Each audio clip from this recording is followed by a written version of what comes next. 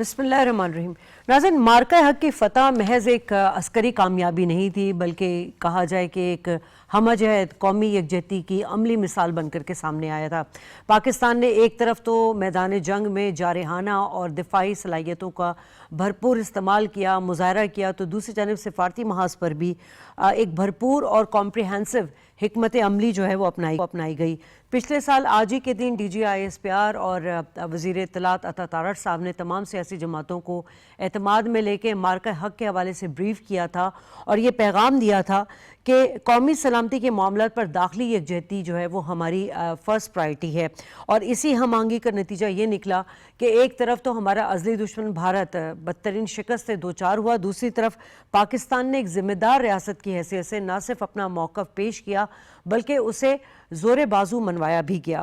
ناظرین، بھارت کا بیانیہ اس کے بعد سب نے دیکھا کہ جو توجہ تھی وہ بالکل ہی ختم ہو چکی تھی، اور اس کا جو ایک امیج ہے وہ بالکل ہی عالمی سطح پر نیچے چلا گیا تھا، اس کا بیانیہ، جھوٹا پروپیگنڈا سب منظر عام پر آ چکا تھا۔ تو دوسری طرف پاکستان کی پوزیشن مضبوط سے مضبوط ہوتی چلی گئی۔ الحمدللہ بنیامین مرصوص مارکہ حق کو آج سال مکمل ہونے والا ہے، اور ہم شکر کے ساتھ اپنے رب کا اس کی سیلیبریشن میں لگے ہوئے ہیں، اور اسی سلسلے میں جو ہے تقریبات کا آغاز بھی ہو چکا ہے۔ کراچی میں بھی ہم نے بھرپور تقریبات دیکھی، اور کراچی سے گنڈا سنگھ بارڈر تک تقریبات کی جو دیکھا تھا ہم نے، اس میں عوام کی جو شرکت تھی وہ اس بات کا ثبوت تھا کہ ان تمام چیزوں میں قوم جو تھی وہ ہماری عسکری قیادت اور ہماری جو سیاسی جماعتیں ہیں، ہماری حکومت، ان کے شانہ بشانہ کھڑی تھی۔ ناظرین، اس اہم موقع پر chairman People's party Bilawal Bhutto نے مارکہ حق کو تاریخی باب قرار دیا اور کہا کہ پاکستان اپنی سالمیت پر کوئی سمجھوتا نہیں کرے گا، یعنی کہ پچھلے سال سے لے کے اب تک جو ہمیں تمام چیزیں منظر عام پر نظر آئی ہیں، جو دنیا دیکھ رہی ہے کہ پاکستان نہ صرف دفاعی صلاحیتوں میں اپنا لوہا منوا چکا ہے بلکہ سفارتی محاذ پر بھی کامیابی سمیٹ چکا ہے، اور سب سے اہم جو پیغام گیا وہ یہ کہ ملکی سالمیت پر جو ہے وہ ہماری سخت پالیسی ہے جس پر ہم سب عمل پیرا ہیں۔ اسی پر ڈسکشن کریں گے۔ میرے ساتھ جو گیسٹ کا تعارف کرا دوں، مرزا اختیار بیگ صاحب پاکستان پیپلز پارٹی کے اہم سینئر رہنما ہیں، کسی تعارف کے محتاج نہیں ہیں۔ کرن ڈار صاحبہ ہمیں پاکستان مسلم لیگ نون سے جوائن کر رہی ہیں، اور احمد منصور صاحب سینئر تجزیہ کار ہمارے ساتھ موجود ہیں۔ تمام مہمانوں کو میں خوش آمدید کہوں گی۔ اختیار بیگ صاحب، اس نو ڈاؤٹ کہ جو ہم نے مارکہ حق کے دوران بلاول بھٹو زرداری صاحب کی جو سفارتی سرگرمیاں ہم نے دیکھی تھیں، اور یقیناً وہ ایک گیم چینجر اگر اسے قرار دیا جائے تو غلط نہ ہوگا، اور واقعی ان کی قیادت میں پاکستان نے عالمی سطح پر نہ صرف بھارت کو ایکسپوز کیا بلکہ ایک مؤثر انداز میں چیلنج بھی کیا کہ پاکستان جو ہے وہ ایک بہتر پوزیشن پر ہے۔ جی، آپ نے بالکل صحیح کہا، اور آج اس پہ بات بھی ہوئی تھی کہ بلاول صاحب نے ایز اے فورن منسٹر جو اسٹیٹمنٹ شپ دکھائی ہے پوری دنیا میں، گلوبلی دنیا کے بڑے بڑے ٹاپ کے چینلز اور اخباروں کو جو انٹرویو دیے ہیں، سو مچ سو کہ وہ انڈیا میں جا کے وہاں کے جو بڑے بڑے سیاستدان ہیں، جو بڑے سورما کہلاتے تھے، وہ بھی ان کے آگے بالکل چپ ان کو لگ گئی اور ایک آرگومنٹ نہیں کر سکے۔ یہ ایک ینگ ڈائنامک لیڈر تھا، لیکن بلڈ اس کا وہی ہے، شہید بے نظیر بھٹو کا، آصف صاحب کا، رانا کا، تو انہوں نے ثابت کیا ہے۔ میں یہ سمجھتا ہوں مارکہ حق کی سیلیبریشن ہم سب پہ فرض ہے، وہ اس لیے کہ یہ وہ صدیوں میں، دہائیوں میں وہ لمحات آتے ہیں کہ جو آپ کو چیریش کریں، اور اپنے بچوں کو، جو نئی نسل ہے، آپ بتائیں کہ پاکستان میں جو ٹرننگ پوائنٹ ہوا ہے وہ کیا ہوا اور کیسے ہوا ہے۔ اس بار 2-3 چیزوں کے فیصلے ہوئے ہیں شازیہ، جو پینڈنگ تھے کئی دہائیوں سے۔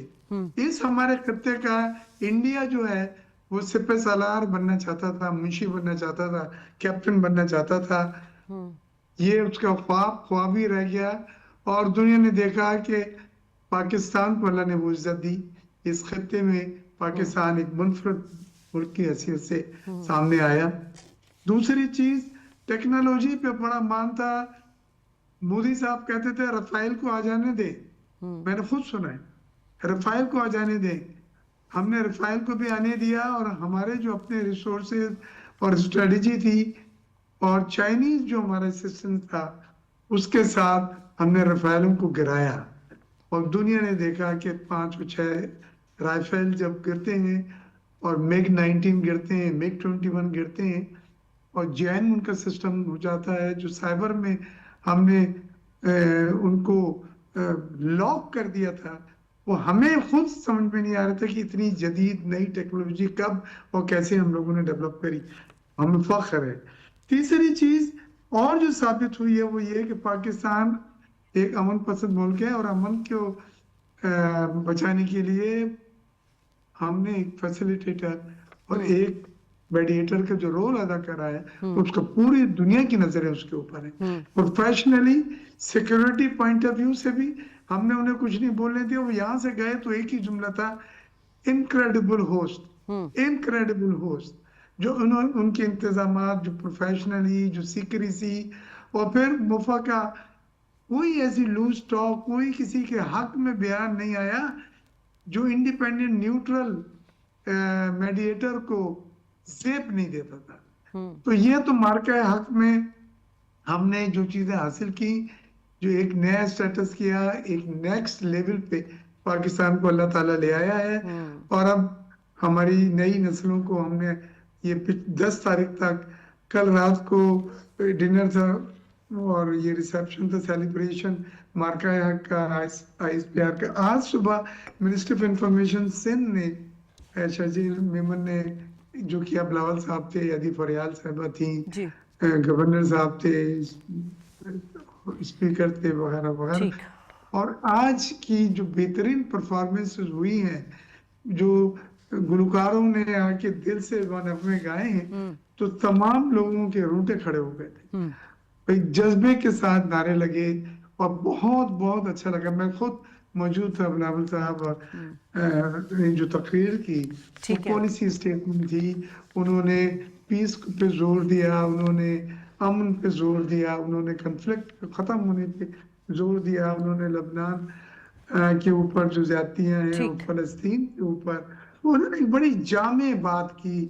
اور میں سمجھتا ہوں کہ بلاول صاحب کا جو قد ہے وہ بہت آگے چلا گیا. جی کرن صاحبہ, یقیناً جو صورتحال ہم نے دیکھی پچھلے سال, اس میں ایک تو یہ پاکستان کے بارے میں ایک پرسیپشن گیا جو کہ غلط بھی تھا کہ یہاں سیاسی عدم استحکام بہت ہے. چلیں جی, جمہوریت کا حسن ہے کہ سیاسی جو جماعتیں ہیں وہ اپنا آئین کے تحت اور اپنے حق کے تحت جو ہے وہ اپنا جو وہ ہے احتجاج وہ ریکارڈ کراتی ہیں, اور بیٹرمنٹ کے لیے بھی کام کرنا چاہیے. گو کہ ہم نے پاکستان تحریک انصاف کی طرف سے کم ہی دیکھا تھا. لیکن پچھلے سال یہ جو مارکہ حق ہوا تھا, اس میں DG ISPR اور انفارمیشن منسٹر, انہوں نے جس طرح سے تمام سیاسی جماعتوں کا اعتماد میں لیا, ایک بڑا ہی سالڈ میسج, اسٹرانگ میسج پوری دنیا کو اور خاص طور پہ بھارت کو گیا کہ جی ہمارے جو قومی سلامتی کے معاملات ہیں اس میں داخلی یکجہتی جو ہے اس پہ کوئی کمپرومائز نہیں ہے.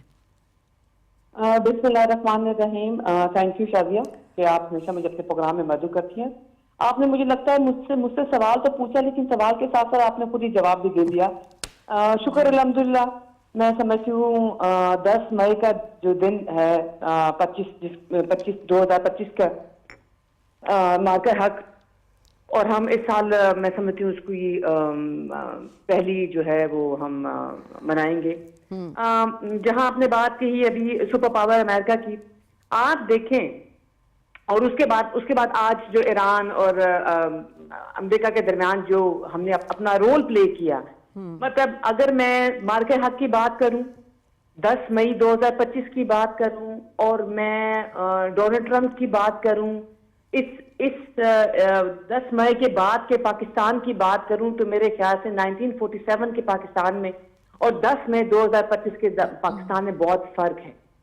میں کسی پہ تنقید نہیں کروں گی, لیکن ہم نے اپنے زور بازو پہ بتایا, پوری دنیا کو بتایا, نہ صرف اپنے دشمن کو بتایا, پوری دنیا کو بتایا, یہ ہے پاکستان جس کو کسی کی ہیلپ کی ضرورت نہیں ہے, جس کو کسی سے مدد مانگنے کی ضرورت نہیں ہے. اس کے بازوؤں میں اتنی ہمت ہے, اس کی لیڈرشپ, پولیٹیکل لیڈرشپ ہو, اس کی عسکری قیادت ہو, اس کا ایک عام سے چھوٹا بچہ ہو, عام انسان ہو, اس سب میں اتنی ہمت ہے کہ وہ اس کو لڑنا آتا ہے. آپ نے شازیہ, مجھے یاد آ گیا 10 مئی کے مارکہ حق کے درمیان آپ نے دیکھا ہوگا جب یہ ان کے رافیل گرے, تو آپ نے دیکھا کہ لوگوں میں خوف نہیں تھا. آپ نے میرے پاکستانیوں میں خوف نہیں تھا اور وہ ان کے پاس جا کے تصویریں کھینچ رہے تھے اور آپ نے دیکھا ہوگا سوشل میڈیا بھرا ہوا تھا. سو ہم آج اس مئی کو ہم اس کو اس جشن کو ہم سیلیبریٹ کر رہے ہیں, ٹھیک ہے. اور اگر میں فیلڈ مارشل عاصم منیر, میں سمجھتی ہوں کیا کمال اس شخص کی جو ہے نا کمال ہے. اسے پتا ہے کہ میں نے اپنے دشمن کو کس طرح نست و نابود کرنا ہے. ہی نوز. سو یہ میں سمجھتی ہوں اللہ کا خاص کرم ہے. ایک تو پاکستان جس خطے میں موجود ہے یہ اللہ کی بلیسنگ ہے, اور اس وقت پاکستان عسکری قیادت کی بات کروں اور میں پولیٹیکل قیادت کی بات کروں, میاں محمد شہباز صاحب, مطلب آپ سوچو Shadia president of America Donald Trump کی کوئی تقریر اٹھا کے دیکھ لے مارکہ حق کے بعد سے اب تک, سال ہونے جا رہا ہے, مجھے کوئی تقریر بتا دیں جس میں وہ پرائم منسٹر پاکستان میاں محمد شہباز صاحب کا نام نہ لیں, وہ فیلڈ مارشل عاصم منیر صاحب کا نام نہ لیں, ان کی تقریر مکمل نہیں ہوتی ہے. تو یہ اس پاکستان کے بارے میں, اس کی سالمیت کے بارے میں, اس کے استحکام کے بارے میں, اس پاکستان کی مضبوطی کے بارے میں بات ہو رہی ہے. لوگ اس ملک سے دفاعی وہ کر رہے ہیں, معاہدے کر رہے ہیں کہ ہاں جی ہمیں سکھائیں, ہمیں بتائیں کہ ہم نے اپنے ملک کی کیسے حفاظت کرنی ہے. ٹھیک ہے. احمد منصور صاحب, ایک جنگ وہ تھی جو بارڈر پر لڑی جا رہی تھی اور ایک وہ جنگ تھی بیانیے کی جو میڈیا پر لڑی جا رہی تھی. الحمدللہ ہم نے دفاعی طور پر بھی ان کو شکست دی اور ہم نے اپنے ایک جو ہمارا بیانیہ تھا, جو پاکستان کا نیریٹو تھا اور جو سچ کے ساتھ ہمارا میڈیا جو ہے وہ عوام کو بلکہ دنیا کو بتا رہا تھا. آپ کیا سمجھتے ہیں کہ اس میں ان تمام چیزوں میں کلیدی کردار کتنا رہا ہے ہم پاکستانی میڈیا کے اسپیشل؟ دیکھیں شازیہ صاحبہ, یہ جو جنگ مسلط کی گئی تھی پاکستان پر, یہ اس کی بنیاد ہی جھوٹ تھی اور اس جھوٹ کو بے نقاب کرنا یہ بہت ضروری تھا. اور یہاں ہی اصل جنگ ہے وہ لڑی گئی. جو ہماری افواج ہیں ان کی جو کامیابی ہے جنگی سطح پہ, اور وہ ناقابل آپ کہہ لیں کہ اس کی کوئی مثال نہیں ہے. اور اس کو جو جہت ملی, اس کو جو آپ کہہ لیں کہ اسٹیبلش کیا, وہ ہمارے میڈیا نے کیا, اور جو پاکستان کی لیڈرشپ نے جو اس میدان میں بھی ساتھ کھڑی تھی. اور آپ دیکھیں جو اس سے پہلے بات ہو رہی تھی بلاول بھٹو زرداری کی, یا وزیر خارجہ اسحاق ڈار, یا وزیر اطلاعات آپ کہہ لیں عطا تارڑ صاحب, یا D G I S P R, یہ جتنا تمام جو سٹیک ہولڈرز تھے اس میں, یہ بھی بنیانم مرصوص تھے. یہ بھی اس میڈیا کے محاذ پر سارے سیسا پلائی ہوئی دیوار تھے. اور آپ دیکھیں کہ اس محاذ میں بھارت کو جو شکست کھانی پڑی ہے اس کے اثرات آپ کو آج تک نظر آ رہے ہیں. بھارت آج کوئی بھی بات کرتا ہے, کوئی بھی دعویٰ کرتا ہے, اور خاص طور پہ پاکستان کے خلاف کوئی پروپیگنڈا کرتا ہے, تو اس کو اب پوری دنیا سیریس نہیں لیتی. تو یہ اس کی وجہ کیا ہے؟ یہ جو مارکہ حق ہے اس میں جو بیانیے کی جنگ پاکستان نے جیتی ہے اور سچ کامیاب ہوا ہے, سچ فتح یاب ہوا ہے, یہ بڑا اہم ہے. اور پاکستان کا جو میڈیا اور کتنا میچور رہا, یہ بھی پوری دنیا نے دیکھا کہ ایک طرف بھارت کا میڈیا تھا, وہ مضحکہ خیز اس کے دعوے, اور بیسیکلی تو اس کو جہاں سے جو سورس اس کا فیڈ کر رہا تھا, را یا انڈین جو لیڈرشپ تھی, وہ تو اسی لائن پہ چل رہا تھا. تو ہو سکتا ہے اپنی دانست میں وہ ٹھیک ہو, وہ تو بڑے یقین کے ساتھ جھوٹے دعوے کر رہا تھا, اور وہ دعوے بعد میں جب سچ ثابت نہیں ہوئے, جیسے لاہور کے اوپر جو اس نے جو نیول جو اس کا جو بندرگاہ پہ اس نے تباہ کر دیا, کراچی کو تباہ کر دیا, اسلام آباد, ساری کتابی باتیں اور ایک دعوے اور جھوٹ, وہ اس کا مذاق آج تک اڑایا جا رہا ہے. ان کلپس کا وہ دیکھ لیں سوشل میڈیا پہ. پھر پاکستان کا جو میچور میڈیا, اس نے جو فیکٹس آپ دیکھیں, ہمیں ہماری لیڈرشپ کو معلوم تھا کہ ہم نے ان کے جو رافیل ہیں کتنے تعداد میں گرائے ہیں, لیکن آپ کو دعوے کیے, جو آپ کے پاس ثبوت آتے گئے آپ وہ فگرز دیتے گئے. تو پاکستان کے جو اعداد و شمار ہیں وہ ثابت شدہ ہیں. آپ آج اگر بات کرتے ہیں کہ بھارت کے 8 جہاز گرائے گئے ہیں, تو کوئی اس کو جھٹلا نہیں سکتا. پریزیڈنٹ ٹرمپ تو اس تعداد کو اب 11 تک بھی لے گئے. تو آپ دیکھیں اس میں پھر رافیل وہ بھارت کا غرور تھا, وہ نیچا ہوا, اور وہ اس کا آپ دیکھ لیں کہ فضائی تو جگہ جو جنگ ہے اس میں تو اس کا انڈین ایئر فورس آپ کو کہیں نظر بھی نہیں آ رہی تھی. اور اسی طرح میڈیا کے محاذ میں بھارتی میڈیا بھی کہیں پہ آپ کو نظر نہیں آ رہا. تو یہ بہت ہی باکمال ہر جو محاذ ہے اس پہ پاکستان کی فتح ہے, اور اسی کا ہی آج آپ دیکھ لیں اثر کہ ہمارا جو سر ہے وہ فخر سے بلند ہے, اور ہم اس وقت دنیا کو ایک لیڈنگ رول ہے ہمارا سفارتی طور پہ بھی، اس کا ہم انجوائے کر رہے ہیں اس سٹیٹس کو. ٹھیک ہے. اختیار بیگ صاحب ہمارے ساتھ موجود ہیں. اختیار بیگ صاحب، سر یہ بتائیے گا سر کہ بھارت کی جانب سے جب یہ تمام معاملات شروع ہوئے اور اب تک آپ کیا سمجھتے ہیں کہ سفارتی طور پر تو بھارت کو بہت ناکامی ہوئی ہے، بلکہ بالکل آئسولیٹ ہو کر رہ گیا ہے. ایک تو ہم نے مارکہ حق میں اس کو شکست دی تھی، دوسرا اس کا جھوٹا بیانیہ اس کو منظر عام پر اس کو ایکسپوز کیا تھا، تیسرا اس وقت جو ایران کے ساتھ پاکستان کے معاملات ہیں اور اس وقت بیٹھ کر گودی میڈیا بلکہ جس طرح سے پاکستان کے خلاف ہرزہ سرائی کرتا رہتا ہے اور جھوٹا بیانیہ بناتا رہتا ہے. بات صرف اتنی ہے کہ بھارت کو اب کیا تجارتی طور پر بھی بہت دھچکا لگے گا، کیونکہ سفارتی طور پر تو ہم دیکھ رہے ہیں کہ بڑا کمزور ہو چکا ہے. بھارت کے اپنے لوگ تو آپ اس کو کرٹیسائز کر رہے ہیں، مذاق اڑا رہے ہیں. آپ انڈین چینلز میں اس میں سوشل میڈیا پہ جو چیزیں گردش کر رہی ہیں اس کو آپ دیکھ لیں. وہ جگ ہنسائی تو انہوں نے اپنے لیے کی ہے. پہلا اس کا نیریٹو جو اس نے پوری دنیا کو بیچنا چاہا تھا وہ بری طرح فیل ہو گیا، اس کے اگینسٹ کوئی ثبوت نہیں دے سکا. پھر ہماری حکومت نے ان سے یہ کہا کہ آپ انڈیپینڈنٹ، آزاد، کوئی نیوٹرل دنیا میں سے کسی کو بھی آپ اپوائنٹ کر سکتے ہیں، وہ اس کی تحقیق کر کے آپ کو رپورٹ دے. اس کے اوپر بھی وہ خاموش تھے، وہ کچھ نہیں کر سکے. تو پورا نیریٹو اس کا دھم سے گر گیا ہے. دوسری چیز یہ ہے کہ مجھے جو چیز سب سے اچھی لگی وہ یہ ہے کہ ہماری افواج نے تینوں، آرمی، نیوی اور ایئر فورس نے جس طرح سے محدود وسائل میں اپنی دھاک بٹھائی ہے. جنرل عاصم منیر جو فیلڈ مارشل تھے، انہوں نے ایک ٹرولی سپہ سالار اور فیلڈ مارشل کا رول ادا کرا ہے، اور ایک اسٹیٹمنٹ بن کے ایک پروفیشنلی انہوں نے میڈیٹر کے طور پہ بھی اپنا ایک نیا رول دکھایا ہے، جو دنیا نے اس کو سراہا ہے کہ یہ امن کے لیے یہ کوششیں ہیں. حالانکہ اسرائیل نے اور انڈیا نے بہت کوشش جو تھی کہ یہ مذاکرات نہ ہو، کال بیک ہو جائیں، یہ کنکلوڈ نہ ہو، یہ میٹنگ نہ ہو پاکستان میں. اتنا ہائی پاور ڈیلیگیشن امریکہ کی اور ایران کی، لیکن جب اللہ عزت دینے کو آتا ہے تو کوئی نہیں روک سکتا. آپ نے دیکھا کہ کس طرح سے جہاز آ کے اور ان کا جو سیکورٹی فورسز آ کے اپنے اپنے جہازوں میں پاکستان اترے ہیں، اور انہوں نے کسی اسٹیج پہ یہ نہیں ظاہر کرنا کہ ہم کریڈیبل پارٹنر نہیں ہیں، ہم ایک بہت ہی زیادہ معتبر اور اعتبار کے طور پہ ہمیں لیا گیا ہے.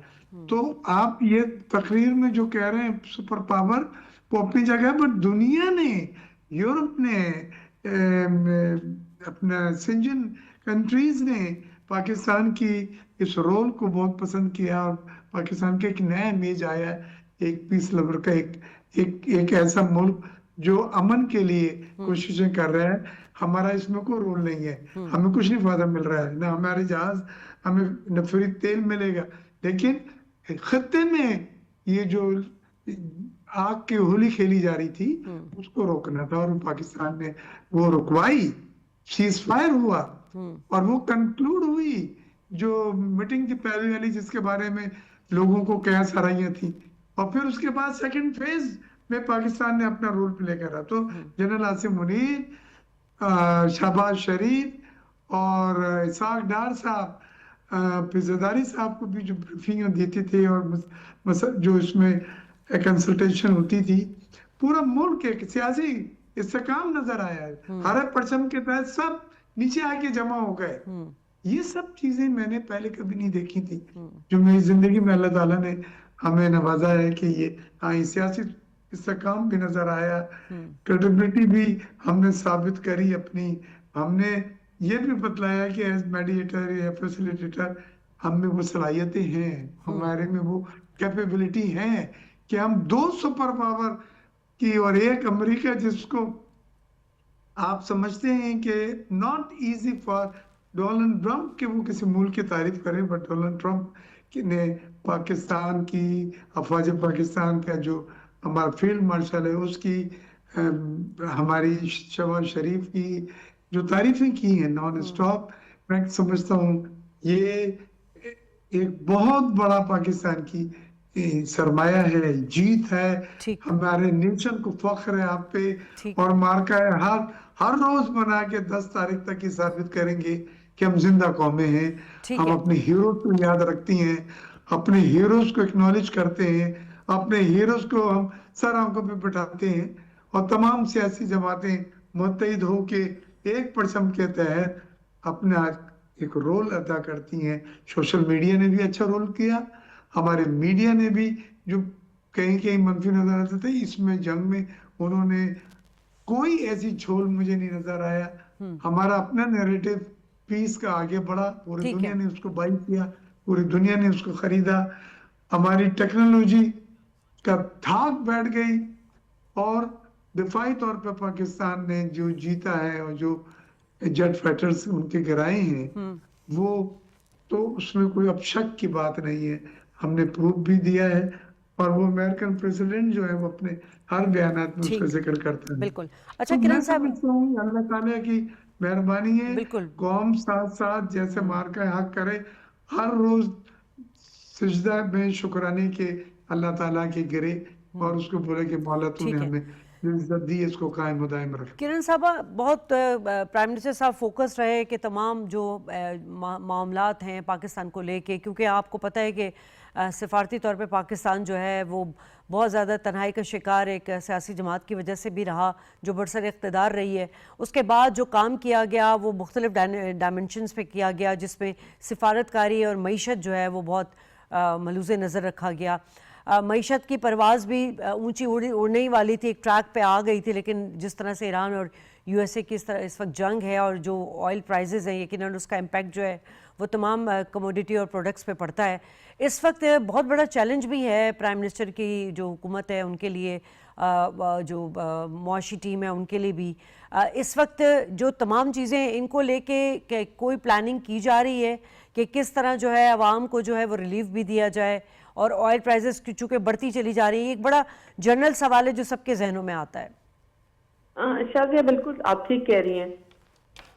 इस जंग से जो ईरान और अमेरिका के दरमियान हुई, सिर्फ पाकिस्तान ही, बाकी बहुत से ममालिक में समझती हूँ पूरी दुनिया जो है उसकी जो ऑयल की कंजप्शन है वो बहुत डिस्टर्ब हुई, और डेफिनेटली तमाम ममालिक में ही उनकी प्राइसेस जो हैं वो इंक्रीज हुई।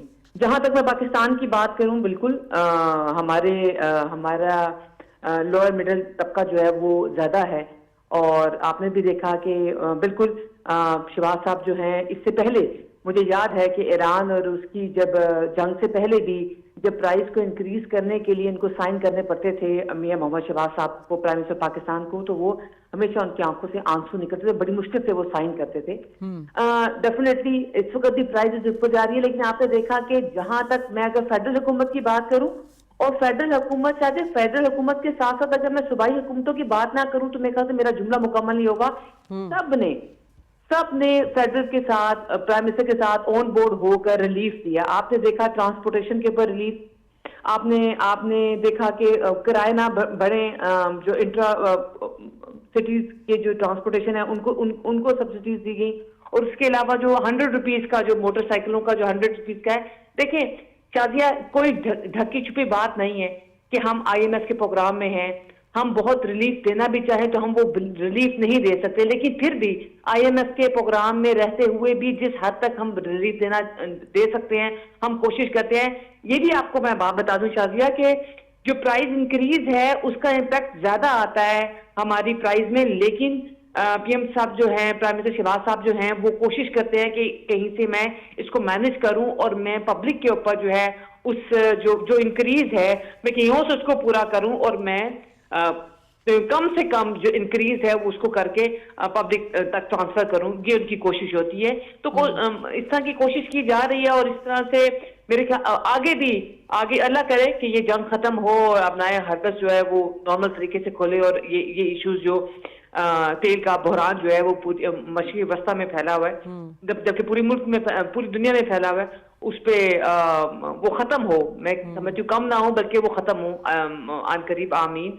और जहां जिस हद तक होगा उनकी मौशी टीम जो है, आपने देखा, आपको मेरे ख्याल से दूसरे तीसरे दिन जो है ये बैठती है, डेली बेसिस पे ये काम कर रही होती है, اور دوسرے تیسرے دن بیٹھ کے جو ہے وہ اپڈیٹ دے رہی ہوتی ہے پرائم منسٹر صاحب کو, اور پرائم منسٹر صاحب اس میں کوئی نہ کوئی چیزیں نکال رہے ہوتے ہیں کہ میں اپنی پبلک کو, میں پاکستانی عوام کو میں کس طرح ریلیف دے سکوں. اور آپ دیکھ رہی ہیں جس حد تک وہ دے سکتے ہیں, ان کے ہاتھ جتنے بندے ہوئے ہیں اس میں بھی وہ کوشش کر رہے ہیں کہ کتنے حد تک میں ان کو ریلیف دے سکوں, اور وہ ریلیف آپ کو نظر بھی آ رہا ہے. ایسا نہیں ہے کہ وہ کاغذی حد تک ہے, آپ نے دیکھا پورے سسٹم کو جنریٹ کیا گیا. اور جو موٹر سائیکل کا آپ کو میں بتا رہی ہوں کہ 100 روپیز جو ہے وہ کم کے اوپر پیٹرول مل رہا ہے. تو یہ انیشیٹو آگے بھی انشاءاللہ تعالی اور بھی انیشیٹو جو ہیں پرائم منسٹر صاحب کے ہیں وہ انشاءاللہ تعالی وہ بھی آپ کے سامنے آئیں گے. ٹھیک ہے. اچھا احمد صاحب, ہم ہمیشہ SIFC کی بات کرتے رہے ہیں کیونکہ پاکستان دیکھیں, ایک تو یہ کہ دفاعی تو ہم نے اپنی صلاحیتیں منوا دیں اور ہم نے بتا دیا کہ ہماری فورس کتنی, بلکہ دنیا میں جو ہے کہا جائے کہ نمبر 1 فورسز میں شمار ہوتی ہے. ہمارے field marshal top of the soldier leader ہیں, تو اس میں کوئی شک کی بات نہیں ہونی چاہیے. بٹ اس وقت جو معاملات دنیا میں چل رہے ہیں, خاص طور پہ جو معاشی بحران ہمیں نظر آ رہا ہے, اس کو پاکستان نے بہت پہلے سے کوشش کیا, جو پاکستان میں اکنامیکل کرائسس تھے, کہ اس کو ایڈریس کیا جائے. SIFC بنا, اس میں 5 سیکٹرز تھے جس میں ڈیفنس پروڈکٹ بھی تھی. اس وقت جو فتح 2 کا جو کامیاب جو انہوں نے تجربہ کیا, اور یقیناً بڑا اچھا اضافہ ہے ہماری ایک تو دفاعی صلاحیت, دوسرا ہمارا جو ایک SIFC کا جو ایک فرسٹ پارٹ ہے ڈیفنس پروڈکٹ کا, اس کے لیے بھی بہت بہتر ہے. لیکن جو مارکہ حق میں جس طرح سے بھارت کی ایک دفاعی اور سفارتی ناکامی ہوئی, اسٹریٹجکلی بھی ایکسپوز ہو گیا. یعنی اتنے اربوں ڈالر کا آپ بجٹ رکھتے ہیں دفاع کا, اربوں روپے کا, اور آپ کی جو دفاعی صلاحیت ہے وہ بالکل ہی, آپ کے پاس اتنے زبردست ایکوپمنٹ تھے, اتنے بہترین جہاز تھے, مگر جب تک اگر اسٹریٹجکلی حکمت عملی نہیں ہوگی یہ سب بیکار ہے.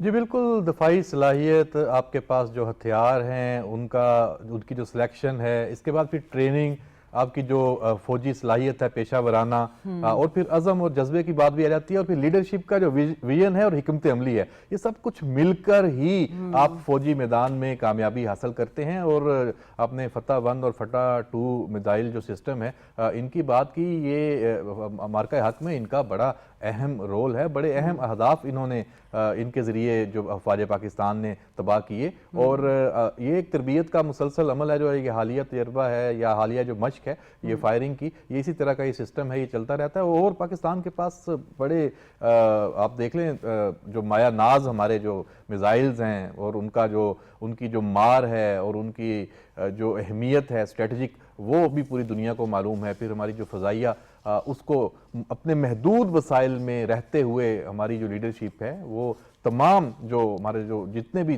دشمن کی تیاریاں ہیں ان کے مقابلے میں ہم نے ہمیشہ ان کو آگے ہی رکھا ہے. وہ کہتے ہیں نا اپنا پیٹ کاٹ کر, اور یہ ثابت ہوا کہ یہ جو ہم دفاع پر جو خرچ کر رہے ہیں یہ کتنا ضروری تھا اور کتنا ضروری ہے. اصل بات یہ ہے کہ جو یہ جنگی کامیابی ہے, یہ سفارتی کامیابی ہے, اس کو اب پاکستان نے, پوری قوم نے, لیڈرشپ نے مل کر اب اس کو معاشی کامیابی میں بدلنا ہے. یہ بہت بڑا چیلنج ہے. یہ میدان بڑا کوئی آسان نہیں ہے, یہ کانٹوں کی وہ کہتے ہیں نا سیج ہے. اور جو حالات ہیں پھر دنیا کے, آپ 4 سٹیپ لیتے ہیں بہتری کی طرف تو کچھ پھر ایسا نیا ہو جاتا ہے کہ جو آپ کی ساری جو ایفرٹس ہیں ان کو وہ متاثر کرتا ہے. جیسے یہ ابھی امریکہ اور ایران کی جنگ, مشرق وسطیٰ کے جو حالات ہیں, آپ دیکھ لیں دنیا کے بہت سارے ممالک, ان کا کوئی لینا دینا نہیں اس سارے معاملے میں, لیکن وہ اس سے متاثر ہو گئے. اور پاکستان کی اکانومی بھی, آپ جو تیل کی جو مصنوعات ہیں ان کی جو قیمتیں ہیں, پھر شارٹیج کا جو ایک ایشو, جو ایک تلوار لٹکتی ہوتی ہے, یہ پورا جو آپ کا جو معاشی سرکل ہے یہ اس کو افیکٹ کرتا ہے. مہنگائی اس پہ بڑھتی ہے, جو کاسٹ آف ڈوئنگ بزنس ہے وہ براہ راست متاثر ہوتا ہے. آپ کا جو امپورٹ بل ہے, اور پاکستان کے پاس آپ کو پتا ہے کہ زر مبادلہ کے جو ذخائر ہیں وہ ویسے ہی ہمیشہ ایک چیلنجنگ پوزیشن میں رہے ہیں, تو اس میں ان کو بھی مینج کرنا, تو حکومت یہ چومکھی لڑ رہی ہے معاشی محاذ پہ. اور عوام یقینی طور پہ ان پہ پریشر ہے, عوام کو برداشت کرنا پڑ رہا ہے, اور یہ صبر آزما مراحل ہیں. لیکن بہرحال پھر بھی اس میں خوشائند یہ ہے کہ جو سرمایہ کار ہیں عالمی سطح پہ، جو مختلف ممالک ہیں، ان کے ساتھ ایم او یوز ہیں، چیزیں ساری چل رہی ہیں، لیکن بات میچورٹی کی ہے. جو ماحول پوری دنیا کا اس میں بہتر ہوگا، اس خطے کا خاص طور پہ بہتر ہوگا، تبھی یہ سارے. ابھی تو مشرق وسطیٰ کو آپ دیکھ لیں کہ اپنے ایشوز اتنے پڑ گئے ہیں، وہاں پہ کیا صورتحال ہے. تو پاکستان ڈیفینیٹلی وہ بھی اسی ریجن کا، اس کا حصہ ہے. اس پورے ریجن میں پاکستان کو بھی بڑی مشکلات ہیں. ٹھیک ہے. اچھا اختر بیگ صاحب، ایک تو اس وقت جو صورتحال بن رہی ہے مڈل ایسٹ کی، وہ تو احمد صاحب نے بتائی، لیکن اس سے پہلے پاکستان جب اپنی معاشی طور پہ چیزیں بہتر کرنا چاہ رہا تھا، انویسٹمنٹ کے لیے حوالے سے بات کی جا رہی تھی، اور انویسٹمنٹ کے حوالے سے کافی معاہدے بھی ہمارے ہوئے ہیں دیگر ممالک کے ساتھ. اس وقت بھارت جو ہے، ایک تو جنگ تو اس نے چھیڑی تھی، مگر عرصے سے آپ کو پتہ ہے کہ وہ دہشت گردی میں ملوث ہے اور پراکسیز میں ملوث ہے. فتنہ الہندوستان، افغانستان کی افغانستان میں جو کالعدم تنظیمیں ہیں ان کو استعمال کرتا ہے. خاص طور پہ بلوچستان اور کے پی بڑا متاثر ہے اس سے. بلوچستان میں جس طرح بات کی جا رہی تھی، اور $6 ٹریلین کے جو معدنیات اس میں ہیں، اور خاص طور پہ ریکوڈک جیسے بڑے معدنیاتی منصوبے ہیں، اور اس وقت امریکہ کے ساتھ پاکستان کی جو مجوزہ اربوں ڈالر کے معدنیاتی منصوبے ہیں، وہ سب جو ہے وہ خطرے میں پڑے ہوئے تھے یہی دہشت گردی کی وجہ سے. آپ چونکہ اکانومسٹ ہیں تو میں آپ کا اس میں ٹیک لینا چاہ رہی تھی کہ اس وقت وہ معاملات کہاں پر نظر آ رہے ہیں ہمیں؟ جی، ریکارڈ ایک پوری دنیا کا کاپر اور گولڈ کے سب سے بڑے ڈپازٹ والا ایک پروجیکٹ ہے، اور وہ اس نے شروع کرنا تھا یہ تقریباً 1 جولائی 2026 سے.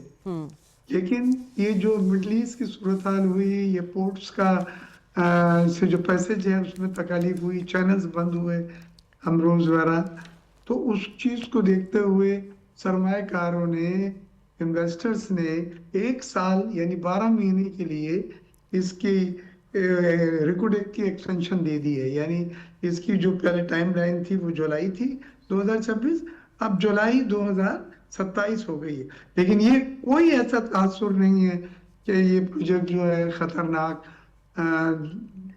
زون میں چلا گیا ہے، یہ ہوگا نہیں ہوگا. اس میں دنیا کی سب سے بڑی کمپنی ہے جو کاپر اور گولڈ کے منرلز کی ایکسٹریکشن کرتی ہے، وہ اس کی شیئر ہولڈر ہے. پاکستانی حکومت شیئر ہولڈر ہے، بلوچستان اس کے شیئر ہولڈر ہے. یہ وہ واحد پروجیکٹ ہے جس میں سعودیہ نے کہا کہ جی ہمیں اپنے شیئر دے دو، ہم لے لیتے ہیں، لیکن پاکستان نے اپنی اسٹریٹجی صورتحال کی وجہ سے منع کر دیا. اور امریکہ کے جو ڈونلڈ ٹرمپ صاحب کی بھی ایک بار ریکوڈنگ کے اوپر بات ہوئی. تو ہمارا یہ منصوبہ دل و جان سے ہمیں عزیز ہے، اور بلوچستان کے لوگوں کے لیے یہ ایک نئی امید کی کرن ہے. اور اس منصوبے کو اللہ نے چاہا، اس میں رسک ضرور ہے آج کل حالات کی وجہ سے، لیکن کہیں پر بھی ہمیں یہ نہیں نظر آتا کہ جو انویسٹرز ہیں ان کو کوئی شک یا ڈاؤٹ ہے اس پروجیکٹ کو تکمیل کرنے کے لیے یا آگے بڑھانے کے لیے. تو ریکوڈیک کے بارے میں بالکل کہوں گا، جتنی تاخیر ہو رہی ہے ہمارا نقصان ہے. ہر سال ہمیں انہوں نے کہا تھا 3 بلین سے 5 بلین ڈالر آپ کو ملیں گے ایکسپورٹ کرنے سے، تو وہ تو ہر سال 3 بلین سے 5 بلین ڈالر ہمارے رک گئے جو ہمیں ملنے تھے. پھر یہ ڈیلے ہونے کی وجہ سے اس کی لاگت بڑھ جاتی ہے، اس کی ایسکیلیشن ہو جاتی ہے کاسٹ میں. تو وہ بھی ہمارا ایک المیہ ہے، ہم 50% پارٹنر ہے، تو وہ بھی ہمیں فیس کرنا پڑے گا.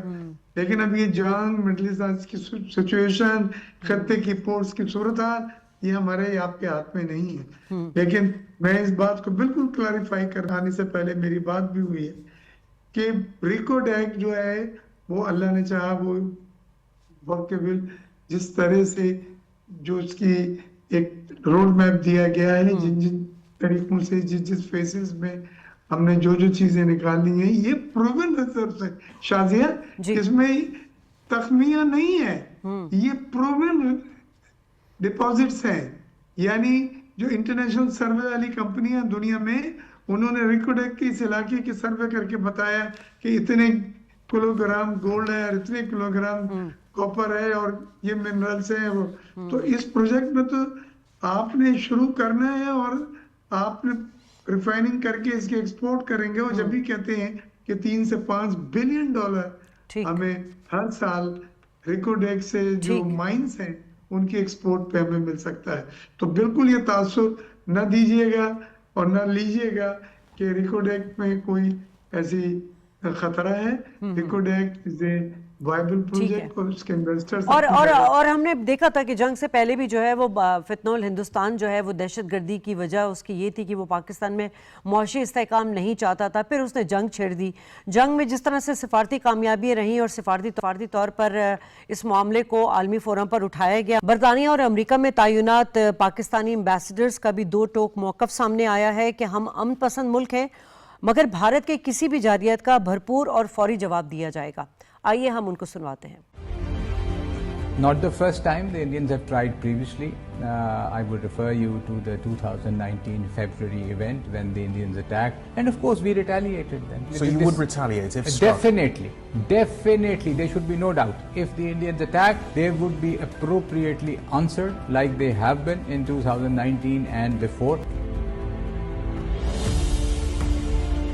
If there is any attack on our territory, Pakistan will respond with full force and all that we have within our means. We do not want to initiate anything, but in a nuclear neighborhood, if it gets started, nobody knows where it goes.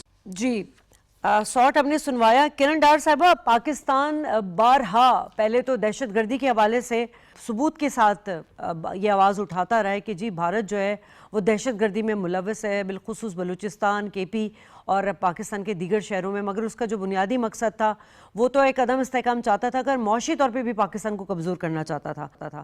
Pakistan تو بار بار امن کی بات کرتا رہا اور بھارت جو ہے وہ خطے کو جنگ کی طرف دھکیلتا رہا. اگر پاکستان یہ ذمہ دارانہ طور پر یہ جنگ کو روکتا نہیں, جیسا کہ کہا گیا تھا ٹرمپ کی جانب سے سیز فائر کے لیے, اور پاکستان نے اس کے باوجود کہ ایک نیوکلیر پاور تھا, پاکستان نے جو ہے وہ جنگ کو ختم کیا, کتنی بڑی ذمہ داری کا ثبوت دیا اس نے. اچھا جی, بہت اچھی آپ نے بات کی, اس میں کوئی شک نہیں. مطلب دو سپر پاور جو تھیں وہ آمنے سامنے ہو گئی تھی اور ہم ریٹیلیٹ کر سکتے تھے کیونکہ انہوں نے اٹیک کیا تھا, اور جواباً جو ہے کہتے ہیں نا کہ ایک طرف سے سنگل آئے گا تو دوسری طرف سے جو دوسرا ملک ہوگا یا دوسرا شخص ہوگا وہ اسے ڈبل مارے گا. ٹھیک, تو ہم جا سکتے تھے, لیکن میں سمجھتی ہوں اپنی لیڈرشپ کی بات کروں, میں عسکری قیادت کی بات کروں, سب نے میں سمجھتی ہوں کہ بہت سمجھداری کا, اور کیا میں ورڈ ڈھونڈنا چاہ رہی ہوں کہ میں سا کوئی ورڈ بولوں کہ ذمہ داری کا ثبوت دیا ہے, ایک ذمہ دار ملک ہونے کا ثبوت دیا کہ ہم اس حد تک جا سکتے ہیں, یہ کمانڈ ہمارے پاس ہے. لیکن اب معذرت کے ساتھ شازیہ, اس میں کوئی شک نہیں کہ 10 گنا زیادہ مضبوط ملک کو ہم نے ان کے رافیلوں سے ڈھیر کر دیا. ٹھیک ہے, یہی بہت تھا. اب جو شخص جو ملک ہمارے میں پائلٹ کی بات کروں, میں فوج کی بات کروں, میں نیوی کی بات کروں, ان تینوں نے اپنی پاور تھی, جو اپنی ان کی صلاحیت تھی, جو اپنی ان کی کارکردگی تھی, جو ان کا اپنا ہنر تھا, اس کو بروئے کار لاتے ہوئے جب ان کو ہرا دیا, تو مجھے بتائیں پھر ہمیں نیوکلیر پاور کو مطلب ہمیں اس کو کرنے کی ضرورت کیا تھی؟ تو ہم نے تو اپنے ہی زور بازو سے بتا دیا نیوکلیر پاور ہم ہیں. ٹھیک ہے, یہ کوئی ڈھکی چھپی بات نہیں ہے, لیکن ہمارے پاس اور بھی اپنی بہت سی پاور تھی جس پاورز کو ہم نے استعمال کیا. ہم ہمارے جو بازو میں اتنی ہمت تھی کہ ہم جس طرح سے ہم نے 10 مئی کو ان کو دھول چٹائی ہے, ان کے عزائم جو ہے ہم نے رافیل کی صورت میں جو زمین بوس کی ہے, میرے خیال سے ایسے دشمن کو اسی طرح کا جواب دینا چاہیے تھا. یہ اس قابل نہیں ہے, انڈیا اس قابل نہیں ہے کہ اس کے اوپر ہم نیوکلیر جو ہے نا کوئی بم شم گراتے, یہ ایسے ہی جہازوں سے جس طرح ہم لوگوں نے اس کو ہرایا جا دیا, یہی طریقے کار تھا. اب ایک ملک جو ہے وہ پتھر سے مار رہا ہے تو اس کو کیا ضرورت ہے بڑی سی بڑا سا پتھر مارے گا, وہ چھوٹے سے پتھر سے مر گیا. تو وہ 10 مئی پھر میں یہی کہوں گی, اور میں کہتی ہوں کہ 10 مئی تک نہیں, یہ پورا مہینہ جو ہے نا, میں 28 مئی کی اگر بات کروں تو مجھے لگتا ہے کہ مئی کا جو مہینہ ہے نا, चले 9 मई भी बीच में आ ही जाती है, लेकिन मुझे लगता है कि 10 मई जो है ना, ये पूरा महीना हमें मनाना चाहिए कि हम मार्का हैक वाले हैं और हम बुनियादन महसूस वाले हैं। बिल्कुल, बहुत अच्छी बात की आपने, और इसी के साथ ही मैं चारों मेहमानों का शुक्रिया अदा करूँगी। और रही बात भारत की, तो भारत पहले दहशतगर्दी और उसके बाद जो है वो जंग हमेशा से जारहाना हिकमत अमली पर कार फरमा रहा है, और उसका दानिस्ता तौर पर यही एक उसकी अंडरस्टैंडिंग है कि जो खत्े में बदमनी फैले, जंग की तरफ सब जाएं, सरहदी कशीदगी फैलाई जाए, लेकिन पाकिस्तान ने हमेशा एक ज़िम्मेदार मुल्क होने का सबूत दिया है। प्रोग्राम से इजाज़त, अल्लाह निगहबान।